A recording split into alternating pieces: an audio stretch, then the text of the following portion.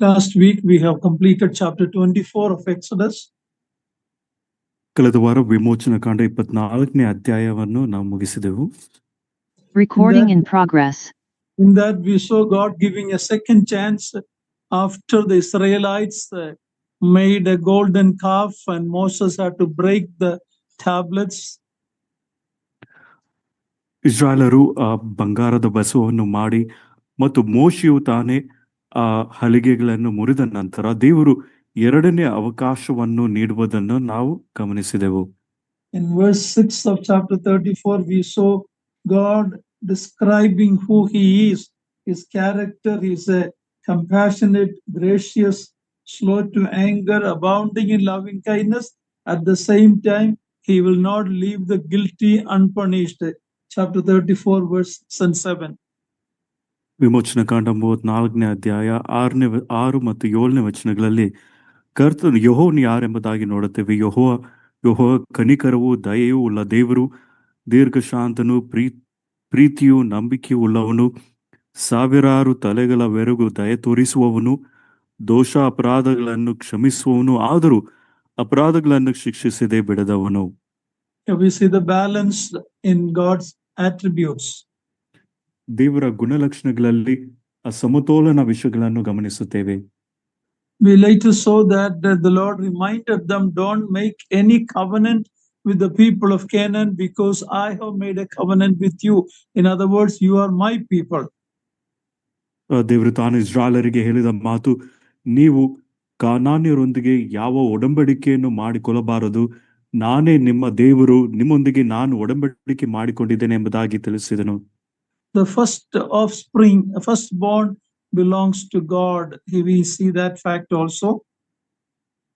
ಅದು ಮಾತ್ರವಲ್ಲದೆ ಚೊಚ್ಚಲ ಮಗು ಅಥವಾ ಮೊದಲನೇದಾಗಿ ಹುಟ್ಟಿರುವ ಎಲ್ಲವೂ ಅದು ದೇವರಿಗೆ ಸೇರಿದ್ದು ಎಂಬುದಾಗಿ ನೋಡುತ್ತಾ ಬಂದೆವು. Even the cattle and the livestock had to be redeemed. If it is a donkey, it has to be redeemed with a lamb, or its neck need to be broken or killed. ದನ ಕುರಿಗಳಲ್ಲಿಯೂ ಸಹ ಚೊಚ್ಚಲ ಆದದ್ದು ಅದು ಇಸ್ರಾಯೇಲರು ಅವುಗಳನ್ನು ಬಿಡಿಸಿಕೊಳ್ಳಬೇಕು. ಒಂದು ವೇಳೆ ಅದು ಕತ್ತೆ ಮರಿ ಆಗಿರುವುದಾದರೆ ಒಂದು ಕುರಿ ಮರಿಯನ್ನು ಕೊಟ್ಟು ಅದನ್ನು ಬಿಡಿಸಿಕೊಳ್ಳಬೇಕು, ಇಲ್ಲದಿದ್ದರೆ ಆ ಕತ್ತೆಯ ಕುತ್ತಿಗೆಯನ್ನು ಮುರಿದು ಹಾಕಬೇಕು. This is the option a sinner has, either to die or to be redeemed. ಒಬ್ಬ ಪಾಪಿಗೆ ಇರುವ ಆಯ್ಕೆಗಳು ಇದಾಗಿದೆ, ಅವನು ಸಾಯಬೇಕು, ಇಲ್ಲದಿದ್ರೆ ವಿಮೋಚಿಸಲ್ಪಡಬೇಕು. And we were all like that. God delivered us, redeemed us by not just giving a lamb, but the lamb of God, the Lord Jesus Christ. ನಾವೆಲ್ಲರೂ ಸಹ ಇದೇ ಪರಿಸ್ಥಿತಿಯಲ್ಲಿದ್ದೆವು. ಆದರೆ ದೇವರು ನಮ್ಮನ್ನು ಬಿಡಿಸಿಕೊಂಡನು.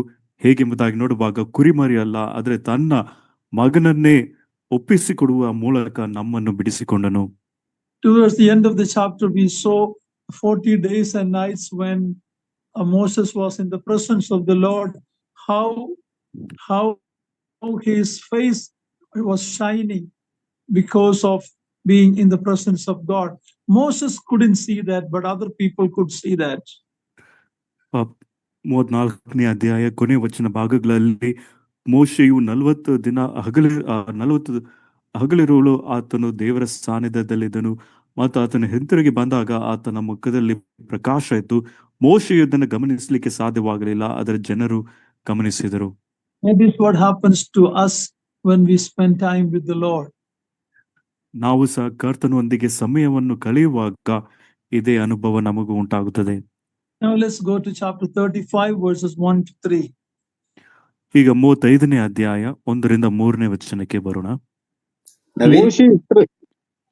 ಮೋಶೆ ಇಸ್ರಾಯೇಲರ ಸಮೂಹವನ್ನೆಲ್ಲ ಕೂಡ ಕರೆಸಿ ಅವರಿಗೆ, ನೀವು ಅನುಸರಿಸಬೇಕೆಂದು ಯೆಹೋವನು ನಿಮಗೆ ಹೀಗೆ ಅಪ್ಪಣೆ ಮಾಡಿದ್ದಾನೆ. 6 ದಿನಗಳು ಕೆಲಸ ನಡೆಸಬೇಕು, 7ನೆಯ ದಿನವು ಪರಿಶುದ್ಧ ದಿನ, ಅದು ಯೆಹೋವನಿಗೆ ಮೀಸಲಾದ ಸಬ್ಬತ್ ದಿನವಾದದ್ದರಿಂದ ಅದರಲ್ಲಿ ನೀವು ಸಂಪೂರ್ಣವಾಗಿ ಕೆಲಸ ನಿಲ್ಲಿಸಿ ಬಿಡಬೇಕು. ಆ ದಿನದಲ್ಲಿ ಕೆಲಸ ಮಾಡುವವನಿಗೆ ಮರಣದಂಡನೆಯಾಗಬೇಕು. ನೀವು ವಾಸಿಸುವ ಯಾವ ಸ್ಥಳದಲ್ಲಿಯಾದರೂ ಸಬ್ಬತ್ ದಿನದಲ್ಲಿ ಬೆಂಕಿಯನ್ನು ಹೊತ್ತಿಸಬಾರದು ಎಂದು ಹೇಳಿದನು. In this chapter, the Lord returns to talk to Israel about the Sabbath day. ಈ ಅಧ್ಯಾಯದಲ್ಲಿ ದೇವರು ಸಬ್ಬತ್ ದಿನದ ಕುರಿತಾಗಿ ಮಾತನಾಡುವುದಕ್ಕೆ ಇಸ್ರಾಯೇಲರ ಕಡೆಗೆ ಬರುತ್ತಾನೆ. This is the third time he is reminding them about Sabbath. ಸಬ್ಬತ್ತಿನ ವಿಷಯವಾಗಿ 3ನೇ ಬಾರಿ ಇಸ್ರಾಯೇಲರಿಗೆ ಜ್ಞಾಪಕ ಮಾಡಿಕೊಡುತ್ತಿದ್ದಾನೆ. Sabbath was instituted in the first creation.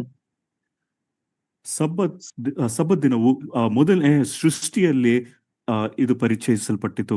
We read God created everything in 6 days and rested on the 7th day. 6 ದಿನಗಳಲ್ಲಿ ದೇವರು ಸರ್ವವನ್ನು ಸೃಷ್ಟಿ ಮಾಡಿ 7ನೇ ದಿನ ಆತನು ವಿಶ್ರಾಂತಿ ತೆಗೆದುಕೊಂಡನು. Mankind came out from the creative hand of God. ಈ ಮಾನವ ಕುಲ ದೇವರ ಸೃಷ್ಟಿ ಹಸ್ತದ ಮೂಲಕ ಬಂದವನು. But man went away from God because of the sin. ಆದರೆ ಪಾಪದ ದೆಸೆಯಿಂದ ಮನುಷ್ಯನು ದೇವರಿಂದ ದೂರ ಹೋದನು. Now we see God making this Sabbath only with the nation of Israel. ಆದರೆ ಈಗ ಈ ಇಸ್ರಾಯೇಲ್ ಜನಾಂಗದೊಂದಿಗೆ ಮಾತ್ರ ಈ ಸಬ್ಬತ್ ದಿನವನ್ನು ಮಾಡಿಕೊಳ್ಳುತ್ತಿದ್ದಾನೆ. A person breaks the Sabbath, he has to be killed. ಸಬ್ಬತ್ ದಿನವನ್ನು ಮೀರುವವನು ಕೊಲ್ಲಲ್ಪಡಬೇಕು. And they cannot kindle a fire in any of their dwelling on the Sabbath day. ಅದು ಮಾತ್ರವಲ್ಲದೆ ಅವರು ವಾಸಿಸುವ ಯಾವ ಸ್ಥಳದಲ್ಲಿ ಆದರೂ ಸಬ್ಬತ್ ದಿನದಲ್ಲಿ ಬೆಂಕಿಯನ್ನು ಹೊತ್ತಿಸಬಾರದು. Very important to note that this was only given to the Israelites. ಪ್ರಾಮುಖ್ಯವಾಗಿ ಗಮನಿಸಬೇಕಾದದೇನೆಂದರೆ ಈ ಸಂಗತಿಯು ಇಸ್ರಾಯೇಲರಿಗೆ ಮಾತ್ರ ಕೊಡಲ್ಪಟ್ಟಿತು. It was made for them in a particular land where they are going to live. ಅವರು ಯಾವ ಒಂದು ದೇಶದಲ್ಲಿ ವಾಸವಾಗುವುದಕ್ಕೆ ಹೋಗುತ್ತಾರೋ ಅಲ್ಲಿ ಇವರಿಗೆ ಕೊಡಲ್ಪಡುತ್ತದೆ. As we looked earlier, there are groups of so-called Christians called Sabbath day, Seventh-day Adventists. They insisted that we have to keep the Sabbath. ಈ seventh day Adventist ಎಂಬ ಪಂಗಡದವರು ಅವರು ಹೇಳುವುದೇನೆಂದರೆ ಈ ಸಬ್ಬತ್ ದಿನವನ್ನು ಆಚರಿಸಬೇಕೆಂಬುದಾಗಿ ಅವರು ಒತ್ತಾಯಪಡಿಸುತ್ತಾರೆ.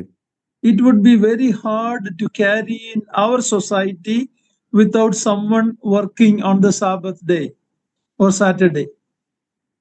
ಶನಿವಾರದಂದು ಕೆಲಸ ಮಾಡದೇ ಇರುವುದು ಅದು ತುಂಬಾ ನಮ್ಮ ಒಂದು ಸಮುದಾಯದಲ್ಲಿ ಅದು ಸಾಧ್ಯವಿಲ್ಲದ ಒಂದು ಸಂಗತಿಯಾಗಿದೆ. If even not to kindle fire on the Sabbath day, it will be very hard for people living in the frozen North Pole and places like that. It will be impossible for them to carry this out. ಸಬ್ಬತ್ ದಿನದಂದು ಬೆಂಕಿ ಹೊತ್ತಿಸಬಾರದೆಂಬುದಾಗಿ ತಿಳಿಸಲ್ಪಡುವಾಗ ಕೆಲವು ಸ್ಥಳಗಳಲ್ಲಿ ನಿಖರವಾಗಿ ಈ ಒಂದು north pole ಅಥವಾ ಉತ್ತರ ಧ್ರುವ ಈ ಸ್ಥಳಗಳಲ್ಲಿ ಬೆಂಕಿ ಹೊತ್ತಿಸದೆ ಅಲ್ಲಿ ಜೀವನ ಮಾಡಲಿಕ್ಕೆ ಸಾಧ್ಯವಿಲ್ಲ. So we have to understand the Sabbath is given to Israel in the land which was given to them. ಆದ್ರಿಂದ ಈ ಸಬ್ಬತ್ ದಿನವು ಇಸ್ರಾಯೇಲರು ವಾಸಿಸುವ ಆ ಒಂದು ಸ್ಥಳದಲ್ಲಿ ಇಸ್ರಾಯೇಲರಿಗೆ ಮಾತ್ರ ಕೊಡಲ್ಪಟ್ಟಿತು. Okay, now let's read verse 4 and 5. ಈಗ 4 ಮತ್ತು 5ನೇ ವಚನಗಳನ್ನು ಓದಿಕೊಳ್ಳೋಣ. ಮೋಶೆ ಇಸ್ರಾಯೇಲರ ಸರ್ವ ಸಮೂಹಕ್ಕೆ ಈಗಂದನು, ಯೆಹೋವನು ಆಜ್ಞಾಪಿಸಿದ್ದೇನೆಂದರೆ, ನೀವು ನಿಮ್ಮೊಳಗೆ ಯೆಹೋವನಿಗೆ ಕಾಣಿಕೆಯನ್ನು ಎತ್ತಿ ಕೊಡಬೇಕು. ಮನಪೂರ್ವಕವಾಗಿ ಕಾಣಿಕೆಯನ್ನು ಕೊಡುವವರೇ ತರಬೇಕು. ಯೆಹೋವನಿಗೆ ತರಬೇಕಾದ ಆ ಕಾಣಿಕೆ ಎಂಥದ್ದಾಗಿರಬೇಕೆಂದರೆ, ಚಿನ್ನ, ಬೆಳ್ಳಿ, ತಾಮ್ರ ಎಂಬ ಲೋಹಗಳು, ನೀಲಿ, ಧೂಮ್ರ, ರಕ್ತವರ್ಣಗಳುಳ್ಳ ದಾರಗಳು, ನಾರು ಬಟ್ಟೆಗಳು, ಆಡು ಕೂದಲಿನ ಬಟ್ಟೆಗಳು, ಹದ ಮಾಡಿರುವ ಕೆಂಪು ಬಣ್ಣದ ಕುರಿ ತೊಗಲುಗಳು, ಕಡಲು ಹಂದಿಯ ತೊಗಲುಗಳು, ಜಾಲಿಯ ಮರವು ದೀಪಕ್ಕೆ ಬೇಕಾದ ಎಣ್ಣೆಯು, ಅಭಿಷೇಕ ತೈಲಕ್ಕೆ ಮತ್ತು ಪರಿಮಳ ಧೂಪಕ್ಕೆ ಬೇಕಾದ ಸುಗಂಧ ದ್ರವ್ಯಗಳು, ಮಹಾಯಾಜನ ಕವಚಕ್ಕೆ ಬೇಕಾಗಿರುವ ರತ್ನಗಳು, ಚೀಲದ ಪದಕದಲ್ಲಿ ಕೆತ್ತಬೇಕಾದ ನಾನಾ ರತ್ನಗಳು ಇವೆ. Up to verse 9 we read. Okay, good. These gifts for the making of the tabernacle were to be voluntarily given. ದೇವದರ್ಶನ ಗುಡಾರ ನಿರ್ಮಿಸುವುದಕ್ಕೆ ತರುವ ಈ ಕಾಣಿಕೆಗಳು ಜನರು ಮನಪೂರ್ವಕವಾಗಿ ತರಬೇಕು. They were not required to bring it. No force was there. ಅವರಿಗೆ ಯಾವ ಒತ್ತಾಯವೂ ಇರಲಿಲ್ಲ. This is not like the tithes they had to give. We will read about that later. That was not voluntarily, that was compulsory. But this is entirely voluntarily. ಇದು ದಶಮ ಭಾಗ ಕೊಡುವ ರೀತಿಯಲ್ಲಿ ಅಲ್ಲ. ಆ ದಶಮ ಭಾಗದ ಕುರಿತಾಗಿ ನಂತರ ನಾವು ಕಲಿಯೋಣ. ಆದರೆ ಈ ಕಾಣಿಕೆಗಳು ಜನರು ಮನಪೂರ್ವಕವಾಗಿ ಅವರು ತರಬೇಕಾಯಿತು. It has to be brought from a willing heart, as we read in verse 5. 5ನೇ ವಚನದಲ್ಲಿ ಓದಿದ ಹಾಗೆ ಮನಪೂರ್ವಕವಾಗಿ ಕಾಣಿಕೆಯನ್ನು ಕೊಡುವವರು ತರಬೇಕು. They have to have a heart for giving, and it has to be given through the hand. In other words, the heart and hand has to be together in giving. ಇವರು ಹೃದಯದಿಂದ ಕೊಡುವವರಾಗಿರ್ಬೇಕು, ಕೈಯಿಂದ ತಂದು ಕೊಡಬೇಕು. ಇನ್ನೊಂದು ಮಾತಿನಲ್ಲಿ ಹೃದಯವು ಕೈಯು ಇದೆರಡು ಒಟ್ಟಿಗೆ ಹೋಗಬೇಕು. Beside that, beside gold and silver, they had to bring so many other materials. ಇಲ್ಲಿ ಚಿನ್ನ, ಬೆಳ್ಳಿ, ತಾಮ್ರ ಇವುಗಳು ಹೊರತುಪಡಿಸಿ ಬೇರೆ ವಿಷಯಗಳನ್ನು ಸಹ ಅವರು ಕಾಣಿಕೆಯಾಗಿ ಕೊಡಬಹುದು. In the earlier days, many of you may know that there was barter system. We were giving things instead of money. ಅನೇಕರಿಗೆ ತಿಳಿದಿರುವ ಹಾಗೆ ಆ ದಿನಗಳಲ್ಲಿ ಈ ಬಾರ್ಟರ್ ಸಿಸ್ಟಮ್ ಎಂಬುದಾಗಿ ಈ ವಸ್ತುಗಳನ್ನು ಅಥವಾ ಸಂಗತಿಗಳನ್ನು ಅವರು ಬದಲಿಸಿ ಕೊಡುವ ವಿಷಯವಾಗಿತ್ತು. Even though money is needed for ministry, you can even give things. Being involved in a ministry for needy people, I see people sometimes giving rice, bedsheet, some items. There are so many ways you can give, but remember, your heart has to be there. Your hands should be moved by your heart. ನಾನು ಒಂದು ಸೇವೆಯಲ್ಲಿ ತೊಡಗಿಸಿಕೊಂಡಿದ್ದೇನೆ ಮತ್ತು ಇಲ್ಲಿ ಕೊಡುವಾಗ ಕಾಣಿಕೆಗಳನ್ನು ಕೊಡುವಾಗ ಬೇರೆ ಬೇರೆ ವಿಧದಲ್ಲಿ ನೀವು ಕೊಡಬಹುದು. ಈ ರೀತಿಯಾಗಿ ಅಕ್ಕಿ, ಬೆಡ್ಶೀಟ್, ಬಟ್ಟೆಗಳು, ಈ ಮೂಲಕ ನೀವು ಸಹ ಕಾಣಿಕೆಗಳನ್ನು ತರಬಹುದು. ಆದರೆ ಇದು ಮನಪೂರ್ವಕವಾಗಿಯೂ ನೀವು ಕೊಡುವವರಾಗಿರಬೇಕು.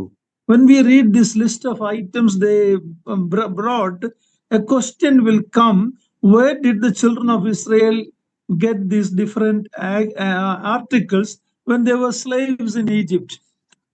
ಜನರು ಈ ವಿಷಯಗಳನ್ನು ಕಾಣಿಕೆಯಾಗಿ ತಂದು ಅರ್ಪಿಸುವಾಗ ಅಲ್ಲಿ ಒಂದು ಪ್ರಶ್ನೆ ಉದ್ಭವವಾಗುತ್ತದೆ.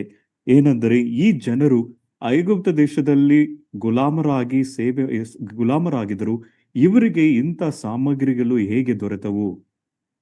Now we go back to Genesis 15:14. God has told this to Abraham. Please read that. ಆದಿಕಾಂಡ 15ನೇ ಅಧ್ಯಾಯ 14ನೇ ವಚನದಲ್ಲಿ ಯೆಹೋವನು ತಾನೇ ಅಬ್ರಾಮನಿಗೆ ಹೇಳಿದ ಮಾತು: ಅವರಿಂದ ಬಿಟ್ಟಿ ಕೆಲಸ ಮಾಡಿಸಿಕೊಂಡ ಜನಾಂಗವನ್ನು ನಾನು ಶಿಕ್ಷಿಸಿದ ನಂತರ ಅವರು ಬಹಳ ಆಸ್ತಿವಂತರಾಗಿ ಆ ದೇಶದಿಂದ ಬಿಡುಗಡೆಯಾಗಿ ಬರುವರು. God has told Abraham itself, when they come out from Egypt, they will be very rich. ಯೆಹೋವನು ತಾನೇ ಅಬ್ರಾಮನಿಗೆ ಹೇಳಿದ ಮಾತು, ಈ ಇಸ್ರಾಯೇಲರು ಐಗುಪ್ತ ದೇಶದಿಂದ ಹೊರಗೆ ಬರುವಾಗ ಅವರು ಬಹಳ ಆಸ್ತಿವಂತರಾಗಿ ಆ ದೇಶದಿಂದ ಬರುವರು. Actually, they were collecting their back pay for the things that they never got their wages. ಈ ಇಸ್ರಾಯೇಲರು ಅವರು ತಮ್ಮ ಒಂದು ಕೆಲಸಕ್ಕಾಗಿ ಕೂಲಿಯಾಗಿ ದೊರೆಯದೇ ಇರುವ ಒಂದು ವಿಷಯವಾಗಿ ಅವರು ಹಿಂದೆ ಏನೇನು ದೊರೆಯಬೇಕಾಯ್ತು ಅವೆಲ್ಲಗಳನ್ನು ಅವರಿಗೆ ದೊರೆಯಿತು ಎಂಬುದಾಗಿ ನೋಡಬಹುದು. When the Israelites were leaving Egypt in a haste, in a hurry, the Egyptians were very happy to get rid of them, so they were ready to give anything they asked. ಇಸ್ರಾಯೇಲರು ಐಗುಪ್ತ ದೇಶದಿಂದ ಹೊರಗೆ ಬರುವಾಗ ಈ ಇಸ್ರಾಯೇಲರು ಅವರು ಆತರದಿಂದ ಹೊರಗೆ ಬರುವುದನ್ನು ನಾವು ನೋಡುತ್ತೇವೆ. ಅದು ಮಾತ್ರವಲ್ಲದೆ ಈ ಐಗುಪ್ತರು ಈ ಇಸ್ರಾಯೇಲರು ಹೇಗಾದರೂ ಹೊರಟು ಹೋಗಲಿ ಎಂಬುದಾಗಿ ಅವರನ್ನು ಹೊರಡಿಸುವುದನ್ನು ಮತ್ತು ಕೇಳಿದನ್ನು ಕೊಟ್ಟು ಕಳಿಸುವುದನ್ನು ನೋಡಬಹುದು. Read Exodus 11:2. ವಿಮೋಚನ ಕಾಂಡ 11ನೇ ಅಧ್ಯಾಯ 2ನೇ ವಚನ.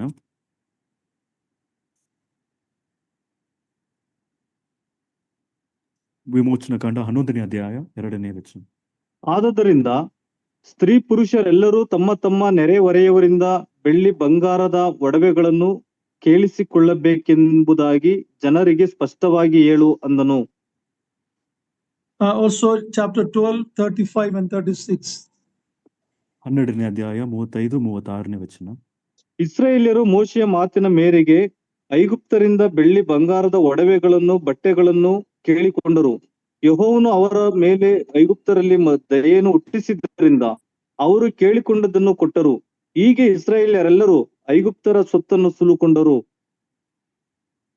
So here we see that they came out very wealthy.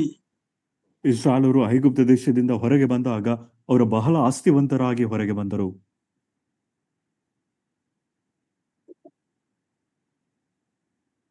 And Exodus chapter 3 verse 22.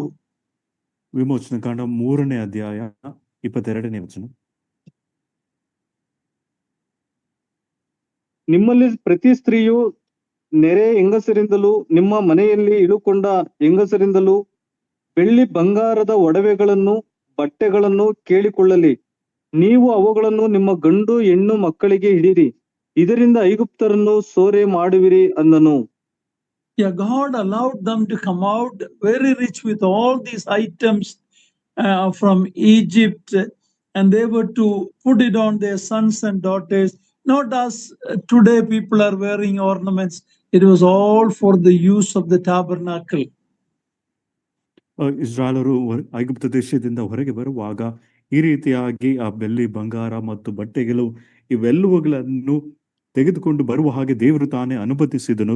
ಮತ್ತು ಈ ದಿನಗಳಲ್ಲಿ ಆ ಸ್ತ್ರೀ ಪುರುಷರು ಧರಿಸಿಕೊಳ್ಳುವ ರೀತಿಯಲ್ಲಿ ಅಲ್ಲ, ಆದರೆ ಈ ಎಲ್ಲ ವಿಷಯಗಳು ದೇವರ ಆ ಒಂದು ದೇವದರ್ಶನ ಗುಡಾರ ನಿರ್ಮಿಸುವುದಕ್ಕಾಗಿ ಉಪಯೋಗಿಸಲ್ಪಟ್ಟವು.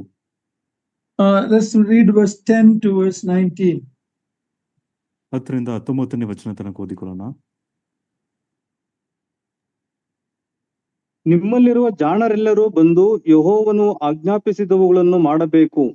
ಅವರು ಮಾಡಬೇಕಾದವುಗಳು ಯಾವುವೆಂದರೆ, ದೇವದರ್ಶನ ಗುಡಾರ, ಅದರ ಮೇಲುದಿಕ್ಕೆಗಳು, ಅದರ ಕೊಂಡಿಗಳು, ಚೌಕಟ್ಟುಗಳು, ಅಗುಳಿಗಳು, ಕಂಬಗಳು, ಗದ್ದಿಗೆ ಕಲ್ಲುಗಳು, ಆಜ್ಞಾಶಾಸನಗಳ ಮಂಜೂಷ, ಅದನ್ನು ಹೊರುವ ಕೋಲುಗಳು, ಕೃಪಾಸನ, ಅದನ್ನು ಮರೆ ಮಾಡುವ ತೆರೆ, ಮೇಜು, ಅದರ ಕೋಲುಗಳು, ಅದರ ಉಪಕರಣಗಳು, ಅದರ ಮೇಲೆ ಇಡತಕ್ಕ ನೈವೇದ್ಯದ ರೊಟ್ಟಿಗಳು, ದೀಪಸ್ತಂಭ, ಅದರ ಉಪಕರಣಗಳು, ಅಣತೆಗಳು, ದೀಪಕ್ಕೆ ಬೇಕಾದ ಎಣ್ಣೆ, ಧೂಪವೇದಿ, ಅದರ ಕೋಲುಗಳು, ಅಭಿಷೇಕ ತೈಲ, ಪರಿಮಳ ಧೂಪ ದ್ರವ್ಯ, ಗುಡಾರದ ಬಾಗಿಲಿನ ಪರದೆ, ಯಜ್ಞವೇದಿ, ಅದರ ತಾಮ್ರದ ಜಾಳಿಗೆ, ಕೋಲುಗಳು, ಉಪಕರಣಗಳು, ಗಂಗಾಳ, ಅದರ ಪೀಠ, ಅಂಗಳದ ತೆರೆಗಳು, ಕಂಬಗಳು, ಗದ್ದಿಗೆ ಕಲ್ಲುಗಳು, ಅಂಗಳದ ಬಾಗಿಲಿನ ಪರದೆ, ಗುಡಾರದ ಗೂಟಗಳು, ಅಂಗಳದ ಗೂಟಗಳು, ಇವುಗಳ ಹಗ್ಗಗಳು, ಪವಿತ್ರ ಸ್ಥಾನದ ಸೇವೆಗೆ ಬೇಕಾದ ಸುಂದರವಾದ ದೀಕ್ಷಾ ವಸ್ತ್ರಗಳು, ಅಂದರೆ ಮಹಾಯಾಜಕನಾದ ಆರೋನನಿಗೂ ಅವನ ಮಕ್ಕಳಿಗೂ ಬೇಕಾದ ಯಾಜಕ ವಸ್ತ್ರಗಳು ಇವೆ ಅಂದನು. We read the list of the items. We are not going to go into all the details. And gifted men were to work on these items, and people had to contribute this. ಇಲ್ಲಿ ಅನೇಕ ಉಪಕರಣಗಳ ವಿಷಯವಾಗಿ ತಿಳಿಸಲ್ಪಟ್ಟಿವೆ. ಅದರ ವಿವರಣೆಗೆ ನಾವು ಹೋಗುವುದಿಲ್ಲ.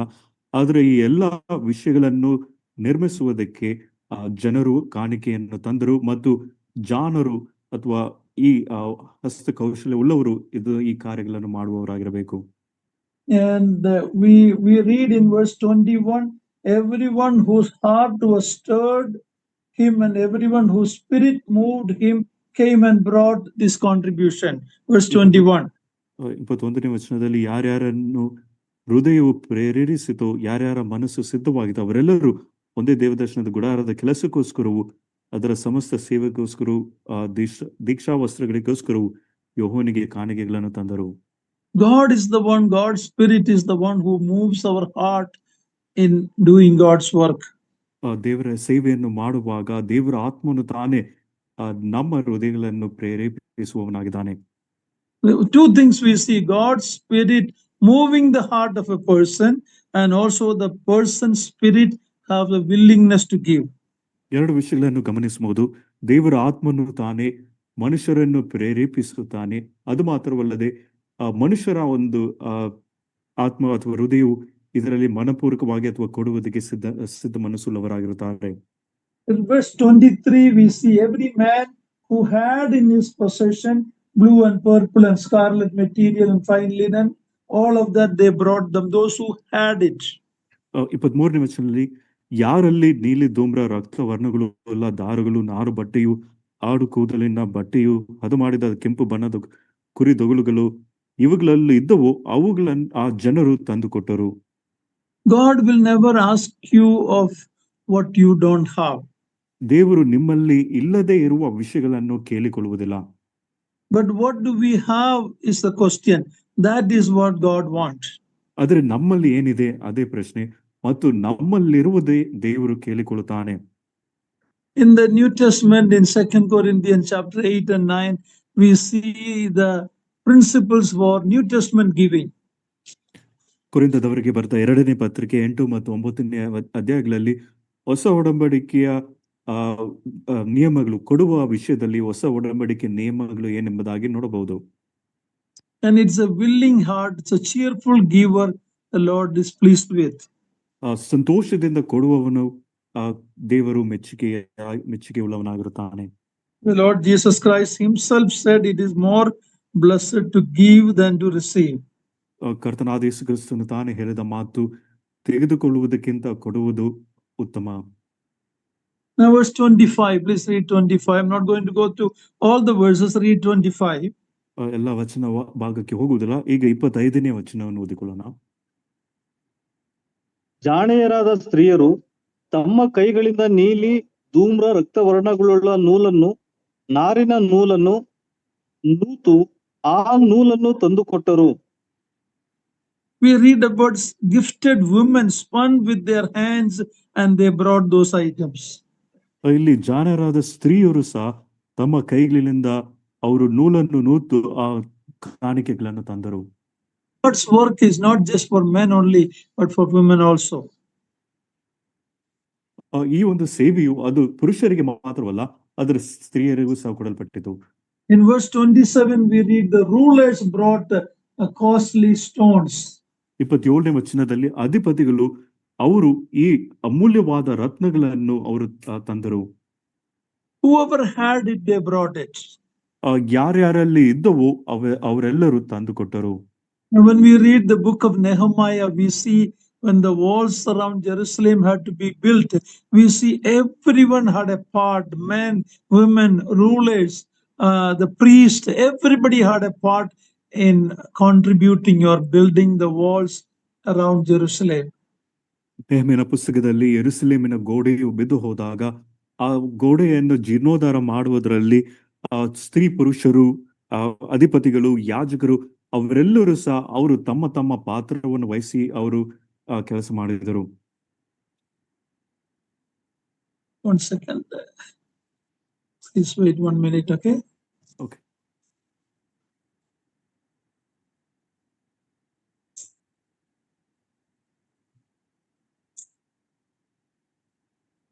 So God's work is everybody's work. Men, women, young people, older people, everyone, as God has gifted you, you can contribute and be a part of God's work. ದೇವರ ಸೇವೆಯಲ್ಲಿ ಎಲ್ಲರಿಗೂ ಭಾಗ ಉಂಟು. ಸ್ತ್ರೀ ಪುರುಷರು, ಯವನಸ್ಥರು, ವೃದ್ಧರು, ದೇವರು ನಿಮಗೆ ದಯಪಾಲಿಸಿದ ಮೇರೆಗೆ ನೀವು ಅದರಲ್ಲಿ ಭಾಗವಹಿಸಬಹುದು, ಕೊಡಬಹುದು. Read verse 30 and 31. 30-31ನೇ ವಚನಗಳನ್ನು ಓದಿಕೊಳ್ಳೋಣ.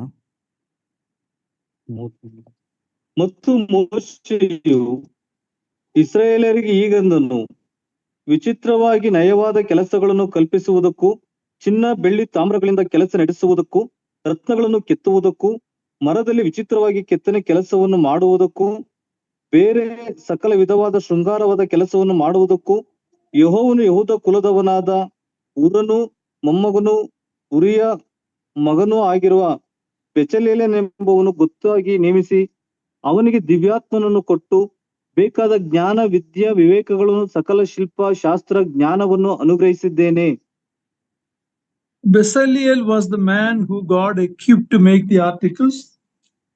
ಈ ಉಪಕರಣಗಳನ್ನು ಮಾಡುವುದರಲ್ಲಿ ದೇವರು ತಾನೇ ಬೆಜಲೇನನ್ನು ಆತನು ಗೊತ್ತು ಮಾಡಿದನು. Verse 34 says he has put it in the hearts to teach both he and Oholiab, the son of Ahisamach of the tribe of Dan. Not only was Bezalel doing it, but he taught others. ಇಲ್ಲಿ ಬೆಜಲೇನನು ಆತನು ಈ ಕೆಲಸವನ್ನು ಮಾಡುವುದು ಮಾತ್ರವಲ್ಲದೆ ಇತರರಿಗೂ ಸಹ ಆ ಒಂದು ಕೆಲಸವನ್ನು ಕೊಟ್ಟನೆಂಬುದಾಗಿ ನೋಡಬಹುದು. He was able to pass on that gift, that talent to others. ಆ, ಈ ತಲಾಂತನ್ನು ಇತರರಿಗೆ ವರ್ಗಾಯಿಸುವುದಾಗಲಿ ಅಥವಾ ಕಲಿಸಿಕೊಡುವುದಕ್ಕೆ ಮುಂದಾಗಿದನು. We see that one thing that many a times missing in many of our assemblies is lack of second line leadership. ನಮ್ಮ ಸಭೆಗಳಲ್ಲಿ ಆ, ಈ ಒಂದು ವಿಷಯ ಅದು ಇಲ್ಲದೆ ಇರುವುದನ್ನು ಗಮನಿಸಬಹುದು. ಎರಡನೇ ಸಾಲಿನ ಒಂದು ನಾಯಕತ್ವ, ಆ ಒಂದು ವಿಷಯ ನಮ್ಮ ಸಭೆಗಳಲ್ಲಿ ಇಲ್ಲ. We need to make sure that for an assembly to continue and be effective, there should always be second line leadership. ಸಭೆಯು ಪರಿಣಾಮಕಾರವಾಗಿಯೂ ಮತ್ತು ಮುಂದೆ ಹೋಗುವ ಹಾಗೆ ಇರಬೇಕಾದರೆ ಎರಡನೇ ಸಾಲಿನ ನಾಯಕರು ಇರಬೇಕು. And many places when the older ones pass away, the assembly also is going to be in problem. ಅನೇಕ ಸ್ಥಳಗಳಲ್ಲಿ ಹಿರಿಯರು ವೃದ್ಧಾಪ್ಯದಲ್ಲಿ ಇರುವವರು ಅವರು ಹೋದ ನಂತರ ಆ ಒಂದು ಸಭೆಯು ಸಹ ಅದು ಇಲ್ಲದೆ ಹೋಗುವುದನ್ನು ಗಮನಿಸಬಹುದು. Now when we look at the last verse of chapter 35, 35ನೇ ಅಧ್ಯಾಯ ಕೊನೆ ವಚನವನ್ನು ನೋಡುವಾಗ, the tabernacle was a very beautiful object. ದೇವದರ್ಶನ ಗುಡಾರ ಸುಂದರವಾದ ಒಂದು ವಿಷಯವಾಗಿತ್ತು. It was like a jewel, a rechna in the desert. ಒಂದು ಮರುಭೂಮಿಯಲ್ಲಿ ಅಥವಾ ಮರುಭೂಮಿಯಲ್ಲಿ ಒಂದು ರತ್ನದ ಹಾಗೆ ಇತ್ತು. Not a large one, but a small building of tent. ದೊಡ್ಡದಲ್ಲ, ಆದರೆ ಒಂದು ಚಿಕ್ಕ ಗುಡಾರದ ಹಾಗೆ ಇತ್ತು. People who calculate the cost of that, making that tabernacle, say it could have been like $5 million. That is about 50 crores of rupees in today's market value for these items. ಈ ದೇವದರ್ಶನ ಗುಡಾರ ನಿರ್ಮಿಸುವುದರಲ್ಲಿ ವೆಚ್ಚವಾದ ಹಣ ಎಷ್ಟೆಂಬುದಾಗಿ ಲೆಕ್ಕ ಮಾಡುವಾಗ ಈ ಒಂದು ಪ್ರಸ್ತುತ ದಿನಗಳಲ್ಲಿ ನೋಡುವಾಗ ಸುಮಾರು 50 ಕೋಟಿ ರೂಪಾಯಿ ಆಗಿರಬಹುದು. Tabernacle is God's dwelling place among the Israelites. ಇಸ್ರಾಯೇಲರ ಮಧ್ಯದಲ್ಲಿ ಯೆಹೋವನು ವಾಸ ಮಾಡುವ ಸ್ಥಳ ದೇವದರ್ಶನ ಗುಡಾರವಾಗಿತ್ತು. All of these items and the thing speaks about God's Son, our Lord Jesus Christ. ದೇವದರ್ಶನ ಗುಡಾರ, ಅದರಲ್ಲಿರುವ ಎಲ್ಲ ಉಪಕರಣಗಳು ಇವೆಲ್ಲವೂ ದೇವರ ಮಗನಾಗಿರುವ ಕರ್ತನಾದ ಯೇಸು ಕ್ರಿಸ್ತನ ಕುರಿತಾಗಿ ಮಾತನಾಡುತ್ತವೆ. How much value we give to the church. ಸಭೆಗೆ ನಾವು ಎಷ್ಟು ಮೌಲ್ಯತೆಯನ್ನು ಕೊಡುತ್ತಿದ್ದೇವೆ. How much time we give to the one who owns the church. ಸಭೆಯನ್ನು ಅಥವಾ ಸಭೆಯ ಒಡೆಯನಿಗೆ ಎಷ್ಟರ ಮಟ್ಟಿಗೆ ನಾವು ಸಮಯವನ್ನು ಕೊಡುತ್ತಿದ್ದೇವೆ.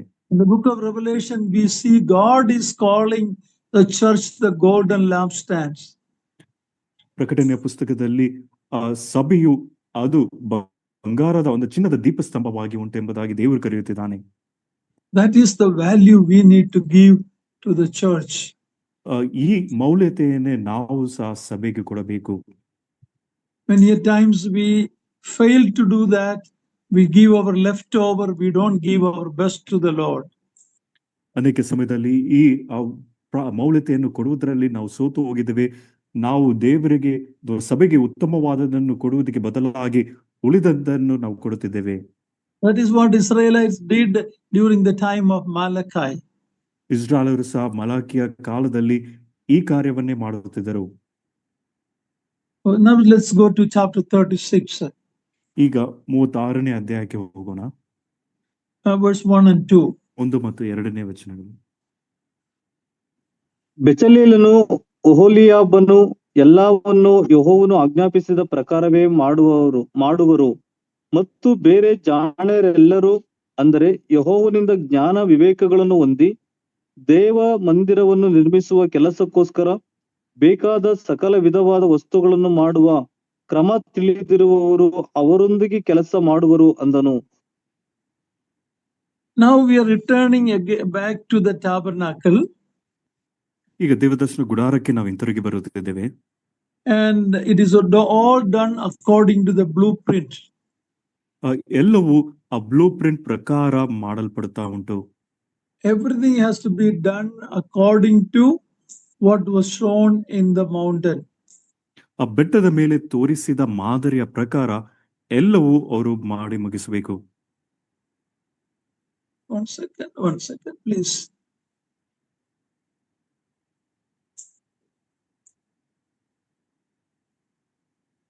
Please bear with me 1 minute.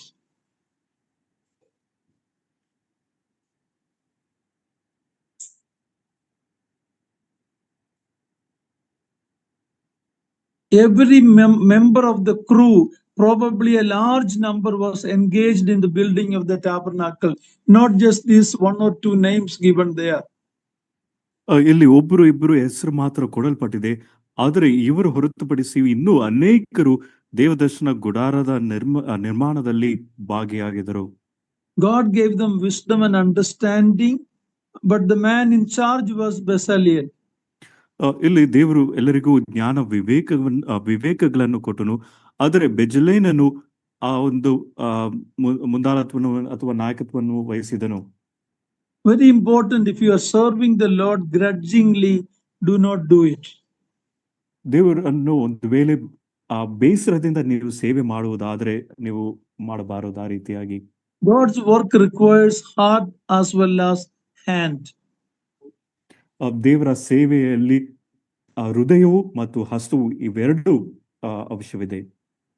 Lot of these items were carved furniture. It is in the worship of the Lord. ಇಲ್ಲಿ ಅನೇಕ ಉಪಕರಣಗಳು, ಕೆತ್ತಲ್ಪಟ್ಟ ಉಪಕರಣಗಳು ಆರಾಧನೆಗೆ ಉಪಯೋಗಿಸಲ್ಪಟ್ಟವು. It is all a picture of the beauty of our Lord Jesus Christ. ಇವೆಲ್ಲವೂ ಕರ್ತನಾದ ಯೇಸು ಕ್ರಿಸ್ತನ ಸೌಂದರ್ಯಕ್ಕೆ ಚಿತ್ರವಾಗಿದ್ದವು.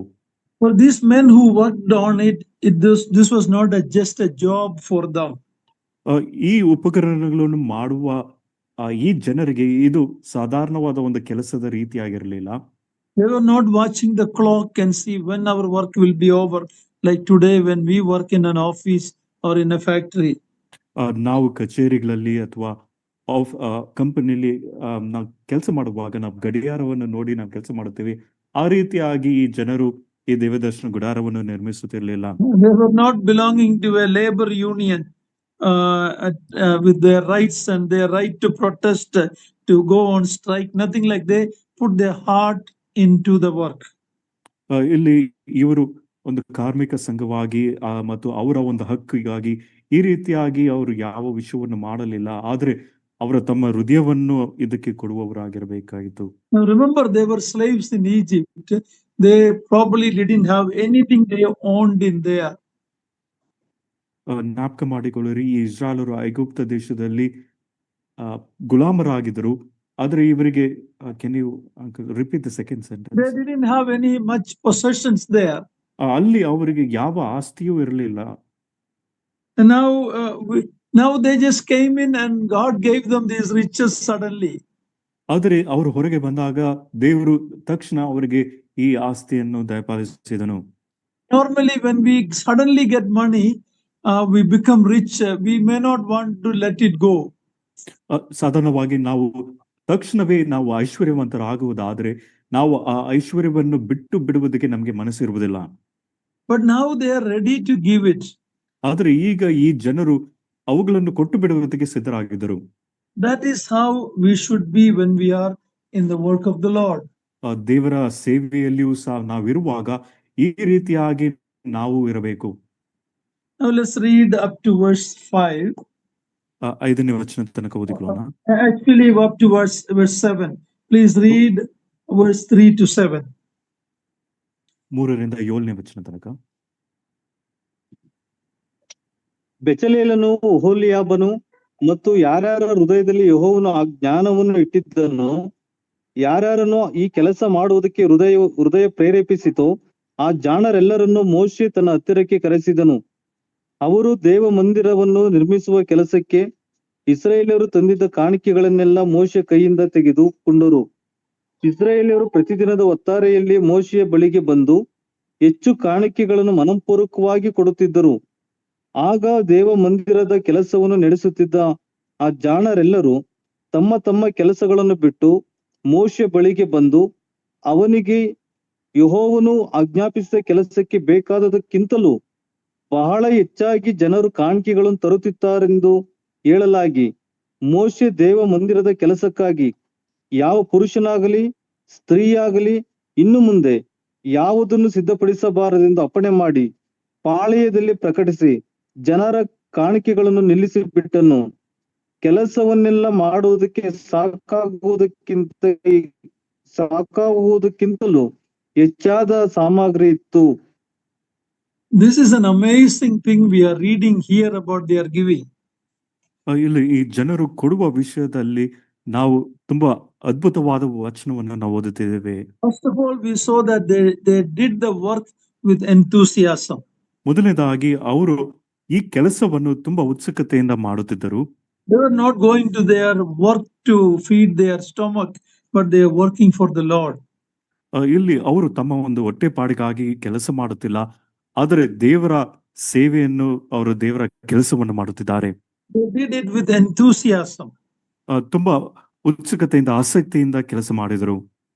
Now, when we go to church, we have such an enthusiasm. The people around our church will see what is happening here. Why these people are so enthusiastic? What will happen?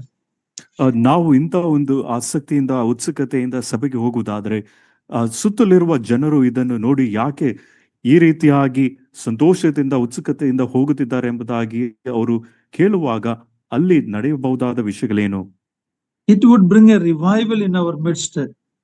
ನಮ್ಮ ಮಧ್ಯದಲ್ಲಿ ಭಕ್ತಿ ಸಂಜೀವನೆ ಉಂಟಾಗುತ್ತದೆ.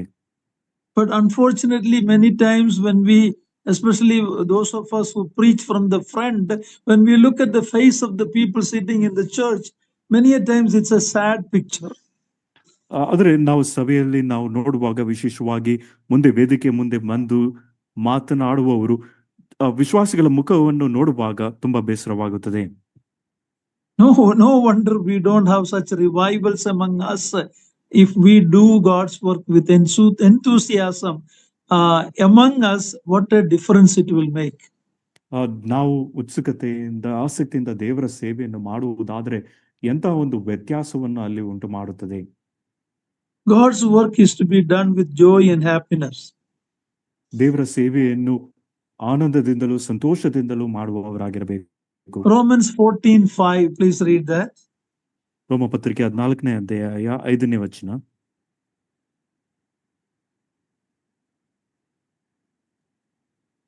ರೋಮ ಪತ್ರಿಕೆ 14ನೇ ಅಧ್ಯಾಯ 5ನೇ ವಚನ. ಒಬ್ಬನು ಒಂದು ದಿನಕ್ಕಿಂತ ಮತ್ತೊಂದು ದಿನವನ್ನು ವಿಶೇಷವೆಂದೆಣಿಸುತ್ತಾನೆ, ಮತ್ತೊಬ್ಬನು ಎಲ್ಲಾ ದಿವಸಗಳನ್ನು ವಿಶೇಷವೆಂದೆಣಿಸುತ್ತಾನೆ. ಪ್ರತಿಯೊಬ್ಬನು ತನ್ನ ತನ್ನ ಮನಸ್ಸಿನಲ್ಲಿ ನಿಶ್ಚಯಿಸಿಕೊಂಡಿರಬೇಕು. Let every man be fully persuaded in his own mind. ಪ್ರತಿಯೊಬ್ಬನು ತನ್ನ ತನ್ನ ಮನಸ್ಸಿನಲ್ಲಿ ನಿಶ್ಚಯಿಸಿಕೊಂಡಿರಬೇಕು. This is how we are to serve the Lord.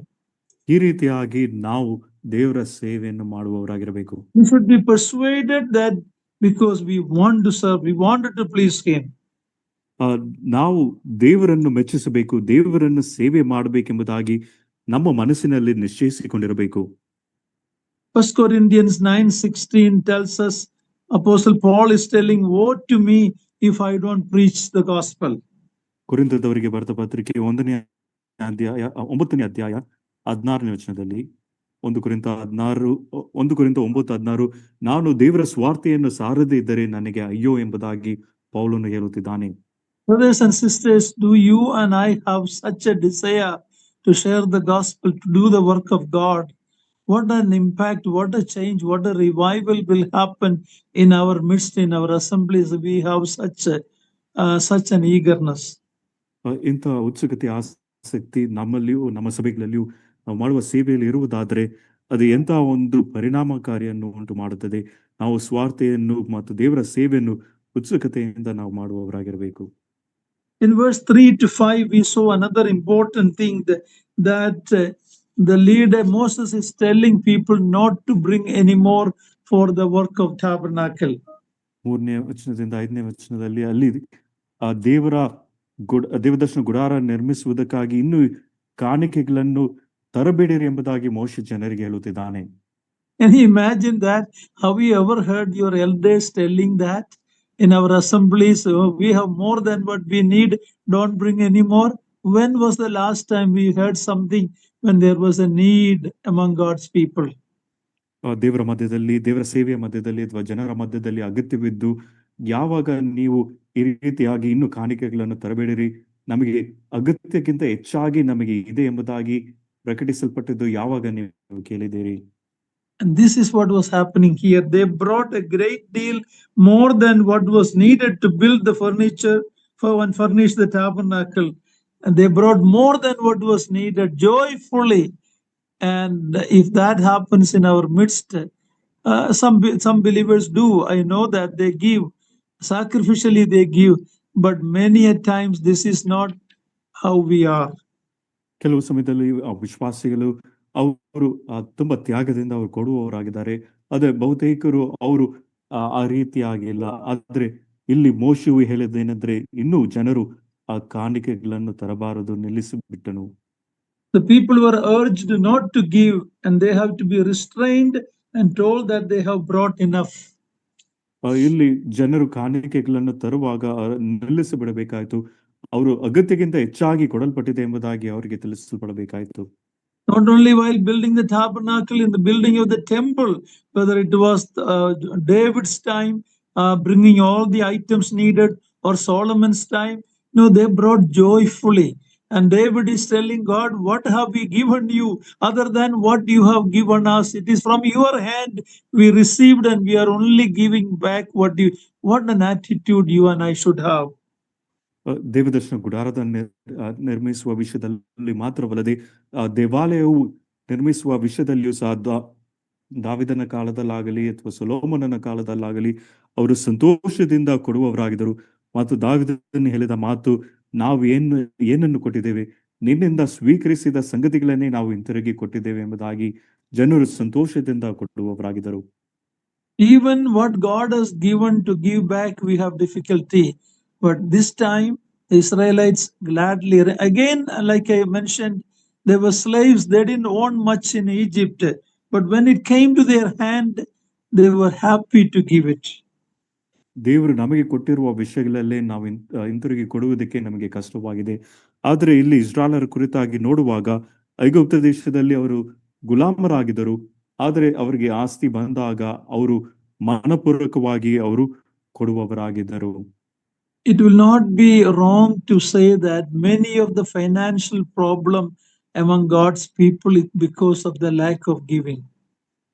ದೇವಜನರ ಮಧ್ಯದಲ್ಲಿ ಆರ್ಥಿಕವಾದ ಸಮಸ್ಯೆಗಳು ಇರುವುದಕ್ಕೆ ಕಾರಣ ಏನೆಂಬುದಾಗಿ ನೋಡುವಾಗ ಅವರು ದೇವರ ಸೇವೆಗೆ ದೇವರಿಗೆ ಕೊಡದೇ ಇರುವುದು ಈ ಎಲ್ಲಾ ಸಮಸ್ಯೆಗಳಿಗೆ ಕಾರಣವಾಗಿರಬಹುದು ಎಂಬುದಾಗಿ ಹೇಳುವಾಗ ಅದು ತಪ್ಪಿಲ್ಲ. Here they were giving liberally, ಇಲ್ಲಿ ಜನರು ಉದಾರವಾಗಿ ಕೊಡುತ್ತಿದ್ದರು, joyfully, ಸಂತೋಷದಿಂದ ಕೊಡುತ್ತಿದ್ದರು, and enthusiastically. ತುಂಬಾ ಉತ್ಸುಕತೆಯಿಂದ ಆಸಕ್ತಿಯಿಂದ ಕೊಟ್ಟರು. Whatever you do for God, this is the way you should do it. ದೇವರಿಗೆ ಕೊಡುವುದಾಗಲಿ ಅಥವಾ ದೇವರ ಸೇವೆಯನ್ನು ಮಾಡುವುದಾಗಲಿ ಈ ಒಂದು ಮನೋಭಾವದಿಂದ ನಾವು ಮಾಡುವವರಾಗಿರಬೇಕು. That is the way God wanted it to be done. ಈ ರೀತಿಯಾಗಿ ಮಾಡಬೇಕೆಂಬುದಾಗಿಯೂ ದೇವರು ಅಪೇಕ್ಷಿಸುತ್ತಿದ್ದಾನೆ. Remember, you can never outgive God. ದೇವರಿಗಿಂತ ಮಿಗಿಲಾಗಿ ನೀವು ಕೊಡಲಿಕ್ಕೆ ಸಾಧ್ಯವಿಲ್ಲ. God is not a debtor to anybody. If you open your heart in giving joyfully like this, just wait and see what God. I'm not talking about prosperity gospel. Many people think that if you give, you get 10 times more, 100 times more. That's not what I'm talking about. But you will have the joy and contentment in your life if you are a giver. ನಾವು ಕೊಡುವಾಗ ನಾವು ಕೊಡುವುದಾದರೆ ನಮ್ಮಲ್ಲಿ ಸಂತೋಷ ಮತ್ತು ಸಂತೃಪ್ತಿ ಇರುತ್ತದೆ. ಮತ್ತು ಈ ಒಂದು ಅಭಿವೃದ್ಧಿಯ ಸ್ವಾರ್ಥ ಎಂಬುದಾಗಿ ಕೊಟ್ಟರೆ, ನೀವು ಕೊಡುವುದಾದರೆ 10ರ ಮಟ್ಟಿಗೆ 100ರ ಮಟ್ಟಿಗೆ ನಿಮಗೆ ದೊರೆಯುತ್ತದೆ ಎಂಬುದಾಗಿ ಅಲ್ಲ. ಆದರೆ ನೀವು ಕೊಡುವಾಗ, ಸಂತೋಷದಿಂದ ಕೊಡುವಾಗ ನಿಮಗೆ ಸಂತೋಷ ಮತ್ತು ತೃಪ್ತಿಯು ಉಂಟಾಗುತ್ತದೆ. There was a saying many years back, give till it hurts you. ಹಿಂದೆ ಒಂದು ಮಾತು ಉಂಟು, ನಿಮಗೆ ನೋವಾಗುವಷ್ಟು ಅಥವಾ ಬೇಸರವಾಗುವಷ್ಟು ನೀವು ಕೊಡಬೇಕು. But God is saying, if it hurts you, don't give. In the other sense, if it's not coming from your heart, don't give. ಆದರೆ ದೇವರು ಹೇಳುವ ಮಾತೇನೆಂದ್ರೆ, ಇನ್ನೊಂದು ಮಾತಿನಲ್ಲಿ, ನೀವು ಮನಪೂರ್ವಕವಾಗಿ ಕೊಡದೇ ಇದ್ದರೆ ನೀವು ಕೊಡಬೇಡಿರಿ. Our worship of God should be with joy, so should our giving. ನಮ್ಮ ಆರಾಧನೆಯು ಸಂತೋಷದಿಂದ ಇರಬೇಕು, ಆರಾಧಿಸಬೇಕು. ಅದೇ ರೀತಿಯಾಗಿ ಕೊಡುವಾಗಲೂ ಸಹ ಸಂತೋಷದ ಮನೋಭಾವದಿಂದ ಕೊಡಬೇಕು. The rest of the chapter you can read it yourself. ಅಧ್ಯಾಯದ ಉಳಿದ ವಾಕ್ಯ ಭಾಗಗಳನ್ನು ನೀವೇ ಓದಿಕೊಳ್ಳಬಹುದು. in this rest of the verses, we give the different articles that were part of the tabernacle. ಉಳಿದ ವಾಕ್ಯ ಭಾಗಗಳಲ್ಲಿ ದೇವದರ್ಶನ ಗುಡಾರದಲ್ಲಿ ಆ ಉಪಕರಣಗಳ ವಿಷಯವಾಗಿ ತಿಳಿಸಲ್ಪಟ್ಟಿವೆ. It sounds like a repetition. ಇದು ಒಂದು ವೇಳೆ ಪುನರಾವರ್ತನೆಯಾಗಿ ನಮಗೆ ಕಾಣಬಹುದು. We have the blueprint of the materials and the work that need to go.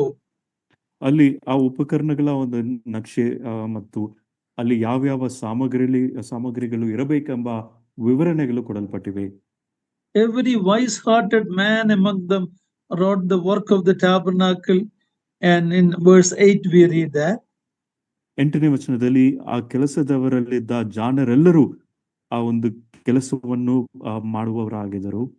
There were a fine twined linen. ಅಲ್ಲಿ ಹೊಸದ ನಾರಿನ ಒಂದು ಬಟ್ಟೆಗಳಿದ್ದವು. That speaks of the righteousness of our Lord Jesus Christ. ಇದು ಕರ್ತನಾದ ಯೇಸು ಕ್ರಿಸ್ತನ ನೀತಿವಂತಿಕೆ ವಿಷಯವಾಗಿ ಮಾತನಾಡುತ್ತದೆ.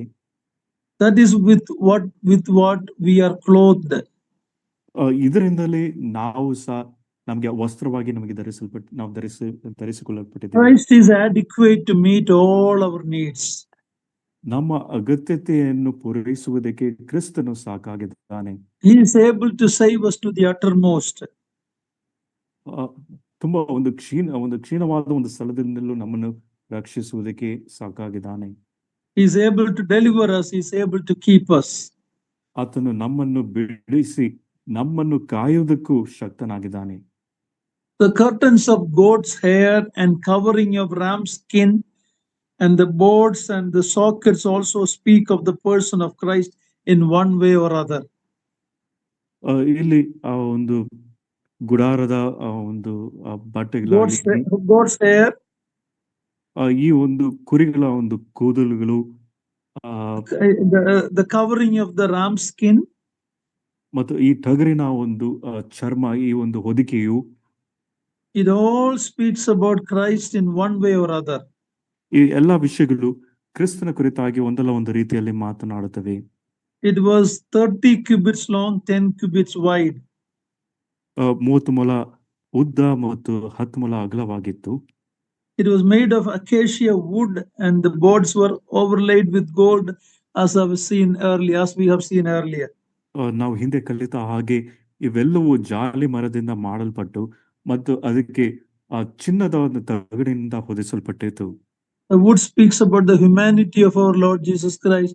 The gold speaks about his deity.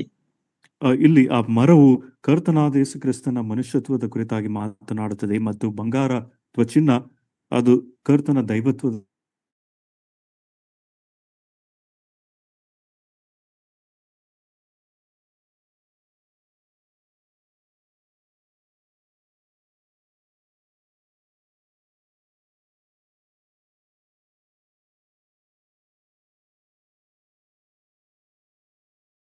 ಮತ್ತು ಅದು ಒಂದು ರಥದಲ್ಲಿ ಅದನ್ನು ತೆಗೆದುಕೊಂಡು ಹೋಗಬೇಕು.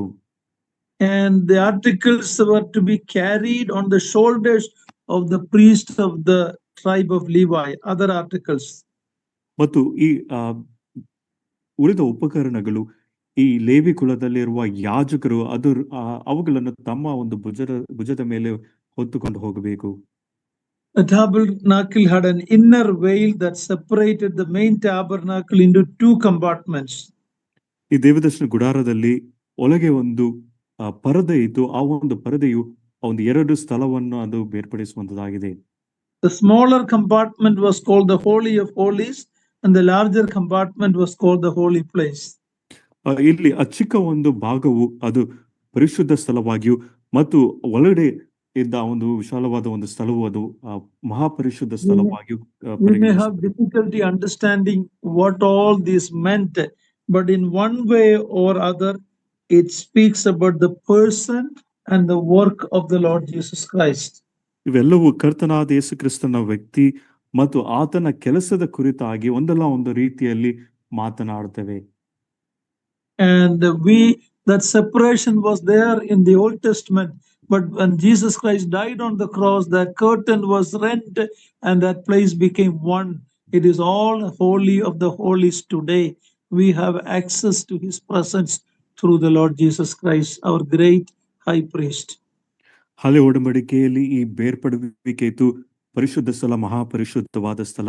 ಆದ್ರೆ ಹೊಸ ಒಡಂಬಡಿಕೆಯಲ್ಲಿ ನಾವು ನೋಡುವಾಗ ಕರ್ತನಾದ ಯೇಸು ಕ್ರಿಸ್ತನ ಆ ಒಂದು ತಾನು ಯಜ್ಞವಾಗಿ ಅರ್ಪಿಸಿಕೊಂಡದರ ಮೂಲಕ ಈ ಎಲ್ಲ ಒಂದು ಸ್ಥಳವು ಅದು ಒಂದೇ ಸ್ಥಳ ಪರಿಶುದ್ಧ ಸ್ಥಳವಾಗಿ ಮಾಡಲ್ಪಟ್ಟಿತ್ತು. ಹೊಸ ಒಡಂಬಡಿಕೆ ವಿಶ್ವಾಸಿಗಳಾಗಿ ನಾವು ಧೈರ್ಯವಾಗಿ ಪ್ರವೇಶಿಸುವ ಅವಕಾಶ ನಮಗೆ ದೊರೆತಿದೆ. Some of the metals that were used, for example, silver, it speaks about redemption. ಇನ್ನು ಕೆಲವು ಸಾಮಗ್ರಿಗಳು, ಉದಾಹರಣೆಗೆ ಈ ಬೆಳ್ಳಿ, ಇದು ವಿಮೋಚನೆಯ ಕುರಿತಾಗಿ ಮಾತನಾಡುತ್ತದೆ.